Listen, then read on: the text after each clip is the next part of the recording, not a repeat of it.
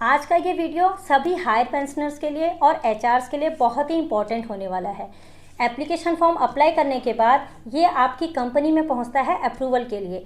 Company approval के बाद ही आपका फॉर्म पीएफ ऑफिस में हायर पेंशन के लिए पहुंचेगा। तो अप्रूवल का प्रोसेस इतना इजी नहीं होने वाला है। अप्रूवल प्रोसेस में काफ़ी कॉम्प्लिकेशंस हैं। आपकी कंपनी को यानी कि एचआर्स को कंप्लीट डिटेल यानी कि जब से आप हायर पेंशन के लिए एलिजिबल हुए हैं तब से आपकी पूरी सैलरी की डिटेल और जो डिफरेंस अमाउंट आपने ईपीएस में कम किया है पूरा डिटेल अपलोड करना है, तब आपका फॉर्म अप्रूवल प्रोसेस कंप्लीट होगा। और अप्रूवल प्रोसेस का complete process step by step आज के इस वीडियो में हम समझने वाले हैं। अगर आप पहली बार हमारे चैनल में जुड़े हैं तो हमारे चैनल को सब्सक्राइब करें, बेल आइकन दबाना बिल्कुल भी ना भूलें। हायर पेंशनर्स की एप्लीकेशन अभी अगर आपकी कंपनी में पेंडिंग पड़ी है अप्रूवल के लिए तो आप अपनी कंपनी से कांटेक्ट करें और हमारा ये वीडियो अपने एचआर्स के साथ ज़रूर शेयर करें। हमारी स्क्रीन पे यहाँ पे एम्प्लॉयर का पोर्टल ओपन है। एम्प्लॉयर पोर्टल पे हमें मेंबर ऑप्शन दिखाई दे रहा है। मेंबर ऑप्शन में लास्ट में अप्रूव POSW रिक्वेस्ट यहाँ पे एक नया ऑप्शन ईपीएफओ की तरफ से आया हुआ है, यानी कि pension on higher wages request. इस पे हमने क्लिक करना है। क्लिक करने के बाद हमारी स्क्रीन पे हमें टॉप में जो 3 ऑप्शन दिखाई दे रहे हैं, पेंडिंग रिक्वेस्ट, अप्रूव्ड रिक्वेस्ट और रिजेक्टेड रिक्वेस्ट। अप्रूव्ड रिक्वेस्ट में जो भी हमने हायर पेंशन की एप्लीकेशन हमने अप्रूव की है वो हमें लिस्ट यहाँ पे दिखाई देगी। और जो रिजेक्टेड रिक्वेस्ट है इसमें किसी भी एम्प्लॉयज़ की अगर हमने एप्लीकेशन को रिजेक्ट किया है तो हमें पूरी एप्लीकेशन की यहाँ पे लिस्ट दिखाई देगी। अब हम यहाँ पे पहले ऑप्शन यानी कि पेंडिंग रिक्वेस्ट के ऑप्शन पे आएंगे। पेंडिंग रिक्वेस्ट के ऑप्शन पे जब हम क्लिक करेंगे तो हमें कंप्लीट एम्प्लॉयज़ की जो डिटेल है, जो भी यहाँ पे एप्लीकेशन फॉर्म है वो दिखाई देंगे। जैसे आप हमारी स्क्रीन पे अभी देख रहे हैं, बहुत सारे मेंबर ने एप्लीकेशन डाली हुई है। यहाँ पे हमें मेंबर्स का नाम, यूएएन नंबर, मेंबर आईडी और कौन सी डेट पे मेंबर ने अपनी एप्लीकेशन को फाइल किया हुआ है वो डेट भी यहाँ पे मेंशन है, जो आप हमारी स्क्रीन पे देख रहे होंगे। अब यहाँ पे जो व्यू डिटेल का ऑप्शन है, यहाँ पे आई बटन एक बना हुआ है। आई बटन पे जब आप क्लिक करोगे तो मेंबर ने जो जॉइंट ऑप्शन का फॉर्म अप्लाई किया हुआ है वो फॉर्म भी हमें दिखाई दे रहा है। और जो भी मेंबर ने डॉक्यूमेंट अपलोड किए हैं वो डॉक्यूमेंट भी हमें इस ऑप्शन में दिखाई दे रहे हैं। अब जो यहाँ पे नेक्स्ट ऑप्शन है वह है अप्रूव और रिजेक्ट का। तो जो आपने अभी फॉर्म देखा, अगर उस फॉर्म में आपको कुछ ऐसा लग रहा है कि आपको ये फॉर्म को रिजेक्ट करना है तो एम्प्लॉयर यानी कि एचआर इस फॉर्म को रिजेक्ट कर सकते हैं। यहाँ पे ईपीएफओ की तरफ से 2 ऑप्शन है, आप दोनों में से कोई एक ऑप्शन को चूज करके ऑप्शन को फॉर्म को रिजेक्ट कर सकते हैं। लेकिन अगर कोई और भी रीजन है जिसकी वजह से आप चाहते हैं कि ये एप्लीकेशन को आपने रिजेक्ट करनी है तो आपने अदर पे क्लिक करना है। अदर पे क्लिक करने के बाद आपको टेक्स्ट एक बॉक्स खुल के आएगा। इस टेक्स्ट बॉक्स में आपको वैलिड रीजन डालना है। आपको याद रहे किसी भी रीजन से आप इसको रिजेक्ट नहीं कर सकते, वैलिड आपका रीजन होना चाहिए। लेकिन अभी हमें इसको अप्रूवल प्रोसेस सीखना है तो हम अप्रूव करेंगे और जो हमारा डिजिटल से साइन करने का प्रोसेस होता है उस प्रोसेस में हम आगे बढ़ेंगे। जब हम डिजिटल साइन पे क्लिक करेंगे तो हमारी स्क्रीन पे एक पॉपअप खुल के आएगा, kindly upload the wages file. यानी कि जो हमने वीडियो के स्टार्टिंग में आपसे डिस्कस किया था कि ये जो अप्रूवल का प्रोसेस है वो इतना इजी होने वाला नहीं है। इस अप्रूवल के प्रोसेस में एम्प्लॉयर को कंप्लीट आपकी डिटेल डालनी है। जब से एम्प्लॉई ईपीएस यानी कि हायर पेंशन के लिए एलिजिबल हुआ है तब से लेके उसके एग्जिट डेट तक की पूरी डिटेल हमने इस फाइल में यहाँ पे अपलोड करनी है। अगर मेंबर अभी भी वर्किंग है तो जब से मेंबर ज्वाइन हुआ है तब से लेके करंट में अभी जब तक वो वर्किंग है तब करंट डेट तक की पूरी यहाँ पे डिटेल अपलोड करनी है। तो ये जो डिटेल हमने अपलोड करनी है इसके लिए ईपीएफओ ने एक हेल्प फाइल हमें दी है। सेकंड नंबर पे आप ऑप्शन देख रहे होंगे, click here to download higher wages detail help file. यानी कि यहाँ से हम एक हेल्प फाइल को डाउनलोड कर सकते हैं जिसमें कंप्लीट स्ट्रक्चर है, कंप्लीट इंस्ट्रक्शन है किस तरीके से आपने फाइल तैयार करनी है। और जो भी एचआर अभी हमारे ये वीडियो देख रहे होंगे तो आप जिस मेथड से अपना ईसीआर की फाइल तैयार करते हैं मंथली ईसीआर बनाने के लिए, जैसे आप उसको टैक्स फाइल में कन्वर्ट करते हैं तो वही एक ये मेथड होने वाला है इसमें। तो उसी आपको सेम वही CSV फाइल बनानी है, फिर टेक्स्ट फाइल उसको कन्वर्ट करना है, और तब फिर आप इस फाइल को अपलोड कर सकते हैं। और इस अपलोडिंग के प्रोसेस में ये जो फाइल आपकी बनेगी, इसमें कितने कॉलम होने वाले हैं वो कॉलम की डिटेल भी इस फाइल में दी हुई है। तो ये जो फाइल हमारी बनेगी, इस फाइल में कंप्लीट आपके 8 कॉलम होंगे। तो 8 कॉलम जो हैं, ये कॉलम में कितने उसका कॉलम की किस कौन कौन से कॉलम मैंडेटरी हैं और कौन से कॉलम में क्या आपने फिल करना है, ये पूरी हेल्प फाइल में दिया है।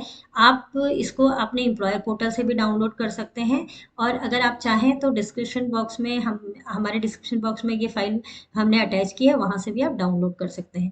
अब ये जो फाइल की हेल्प से हमने एक एक्सेल फाइल तैयार की है। इस एक्सेल फाइल में आप देखेंगे, जैसे पहले ऑप्शन में मेंबर आईडी है, तो मेंबर आईडी हमने यहाँ पे डाला हुआ है। मेंबर आईडी मतलब ईपीएफ का जो आपका पीएफ का जो नंबर है, वो आपने यहाँ पे डालना है पर्टिकुलर एम्प्लॉइज का।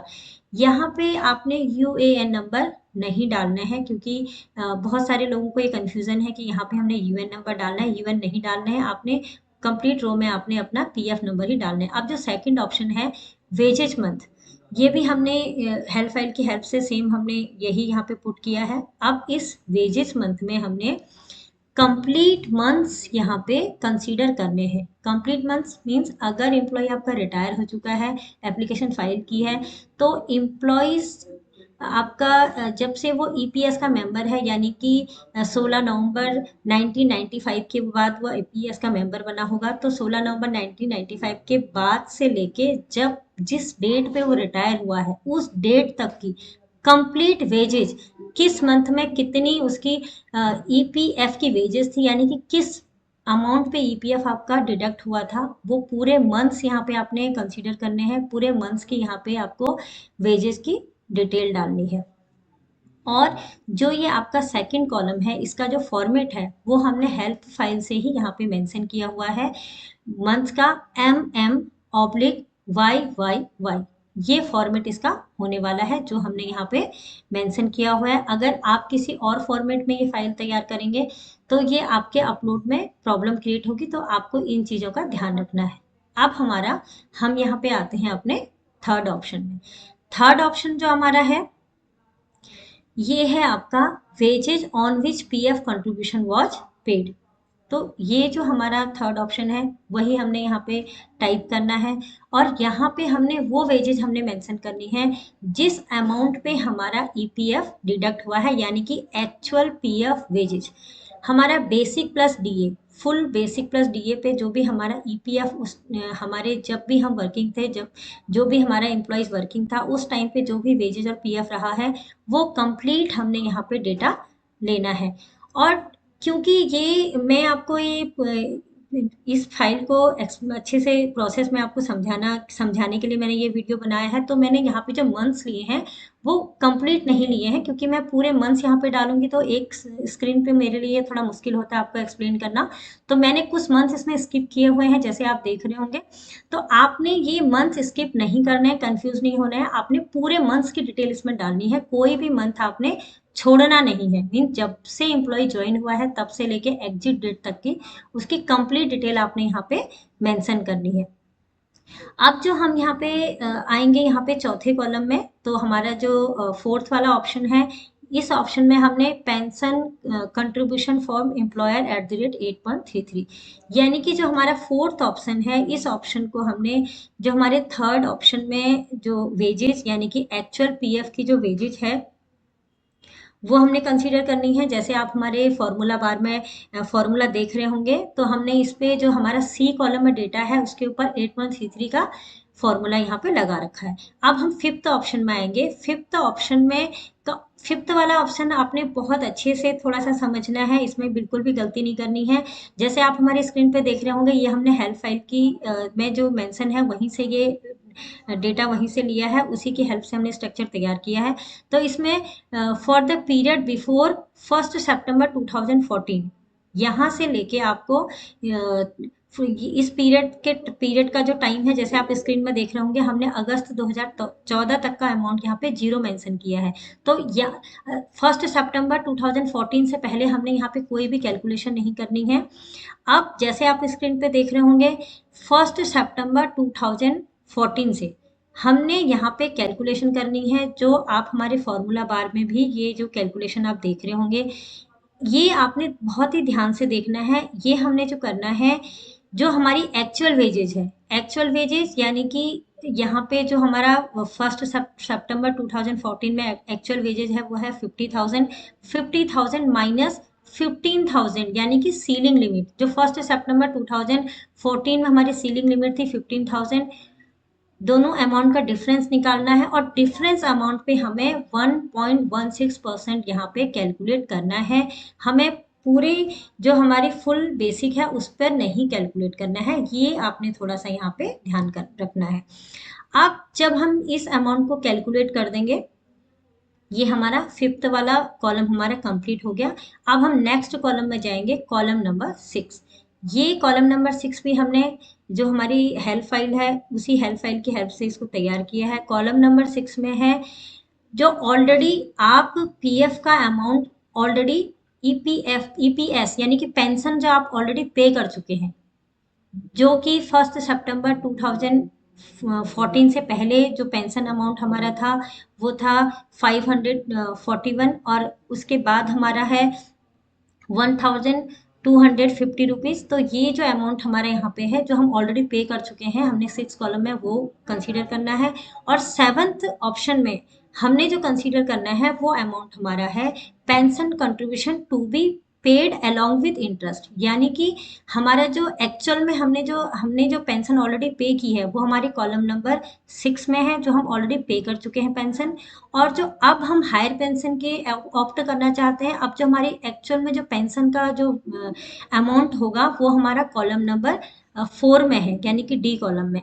तो अब हम जो यहाँ पे 7 में कॉलम में निकालेंगे अमाउंट, वो डी माइनस हम F6 करेंगे, यानी कि कॉलम नंबर जो हमारा 4 में जो अमाउंट है वो, और हमने माइनस करना है कॉलम नंबर 6 में अमाउंट है, इन दोनों को माइनस करके हमने ये अमाउंट लिखना है। अब ये जो अमाउंट, ये जो ऑप्शन हमारा है यहाँ पे, ये थोड़ा सा यहाँ पे कॉम्प्लिकेटेड है यहाँ पे, क्योंकि हमने जो हमें ईपीएफ से डायरेक्शन मिले हैं pension contribution to be paid along with interest, यानी कि जिस पीरियड में पहले ये आपका जो अमाउंट था ये आपके ईपीएफ के फंड में था, वहां से अब ये ट्रांसफर होके ईपीएस में आ रहा है। तो जब ये ईपीएफ फंड में था, आपको यहाँ डिपार्टमेंट से इस पे इंटरेस्ट मिला है, तो किस पीरियड में किस ईयर में क्या इंटरेस्ट रेट था, वो इंटरेस्ट हमने यहाँ पे इसके साथ कैलकुलेट करना है, और कैलकुलेट करके प्लस करके तब ये हमें कॉलम नंबर 7 को कंप्लीट करना है। लेकिन क्योंकि यहाँ पे ये थोड़ा सा कौन से पीरियड में क्या इंटरेस्ट था ईपीएफओ की तरफ से, क्योंकि हमें ये 1995 से ये फिगर तैयार करनी है, तो हमने जो यहाँ पे मैं एक्चुअली जो कई हमने एप्लीकेशन फाइल यहाँ पे हम ऑलरेडी सबमिट कर चुके हैं डिपार्टमेंट में, और डिपार्टमेंट ने हमारी अप्रूव भी की है। तो हमने यहाँ पे इंटरेस्ट को नहीं यहाँ पे कैलकुलेट किया है, हमने केवल डिफरेंस अमाउंट यहाँ पे पुट किया है, और ईपीएफओ डिपार्टमेंट से हमारी एप्लीकेशन एक्सेप्ट भी हुई है। क्योंकि ये जो इंटरेस्ट रेट है ये ईपीएफओ डिपार्टमेंट ने भी इस एप्लीकेशन को वैलिडेट करना है, तो वो जो इंटरेस्ट रेट है वो इसे मे बी वो खुद ये लोग बाद में हमसे ये खुद ईपीएफओ डिपार्टमेंट इसे कैलकुलेट करे। तो हम आप चाहें तो इसमें इंटरेस्ट रेट कैलकुलेट कर सकते हैं।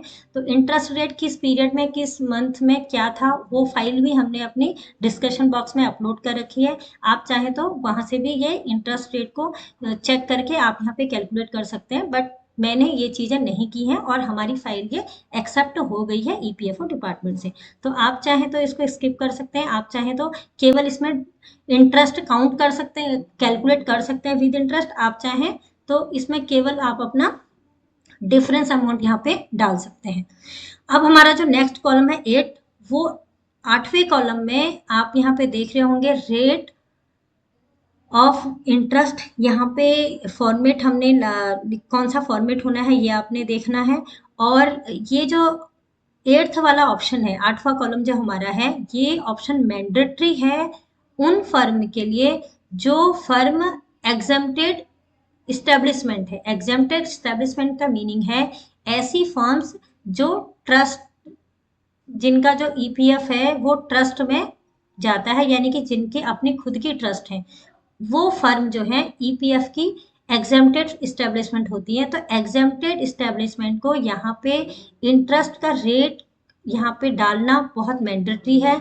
लेकिन जो ईपीएफओ से जो ईपीएफओ ऑर्गेनाइज होती हैं जो कंपनियां, जो ट्रस्ट जिनकी नहीं है, उनको ये ऑप्शन डालना मैंडेटरी नहीं है। तो केवल एग्जेम्प्टेड यानी कि ट्रस्ट वाली फॉर्म्स के लिए ही ये जो 8वां वाला कॉलम है वो मैंडेटरी है। अब ये हमारे जो फाइल है इसके 8 कॉलम रेडी हो चुके हैं, यही इसका मेथड है तैयार करने का। अब ये जब हमारे 8 कॉलम रेडी हो चुके हैं, इसके बाद हमने यहाँ पे इस फाइल को हमने टैग सीएसवी में सेव करना है। और सीएसवी में सेव करने के बाद जो जिस तरीके से, जिस मेथड से आप अपनी ईसीआर तैयार करते हैं, इसको टेक्स्ट फाइल में कन्वर्ट करना है। और जो भी इंस्ट्रक्शन आपके रहते हैं वो उस तरीके से फाइल को तैयार करने के बाद फाइल को सेव करना है टेक्स्ट फॉर्मेट में। और टेक्स्ट फॉर्मेट किस तरीके का होने वाला है ये आप हमारी स्क्रीन पे देख रहे होंगे। हमने ये जो एक्सेल फाइल है इसको सीएसवी में सेव करके टेक्स्ट फॉर्मेट में इसे कन्वर्ट कर दिया है। अब ये जो फाइल है हमारी अपलोड होने के लिए तैयार है। अब हम इस फाइल को अपलोड कर सकते हैं। तो ये हमारा अपलोड करने का मेथड है। अपलोड करने के बाद आप यहाँ पे जो डिजिटल सिग्नेचर का यहाँ पे ऑप्शन है, यहाँ पे आप डिजिटली साइन करें और डिजिटली साइन करने के बाद इस फाइल को अपलोड कर दें।